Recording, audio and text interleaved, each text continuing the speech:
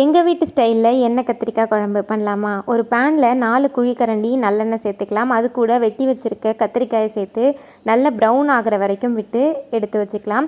இப்போ அதே எண்ணெயில் ரஃப்பாக சாப் பண்ண 2 வெங்காயம், 2 தக்காளி, 10 பல் பூண்டு, ஒரு சின்ன துண்டு இஞ்சி, ஒரு கைப்பிடி தேங்காய், தேவையான அளவுக்கு உப்பு சேர்த்து நல்லா வதக்கிட்டு கொஞ்சமாக மஞ்சத்தூள் ஆட் பண்ணி நல்லா வதக்கிக்கலாம்.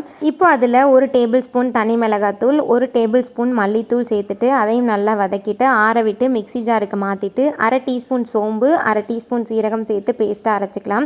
இப்போ கடாயில் பாக்கி இருக்கிற எண்ணெயை சேர்த்துட்டு 1 டீஸ்பூன் கடுகு, கொஞ்சமாக வெந்தயம், கொஞ்சமாக பெருங்காயத்தூள், 2 பட்டை மிளகாய், ஒரு கொத்து கருவேப்பிலை, 10 பல் பூண்டு, கொஞ்சமாக வெங்காயம் ஆட் பண்ணி நல்லா வதக்கிட்டு அந்த பேஸ்ட்டையும் சேர்த்துட்டு கொதிக்க விட்டுக்கலாம்.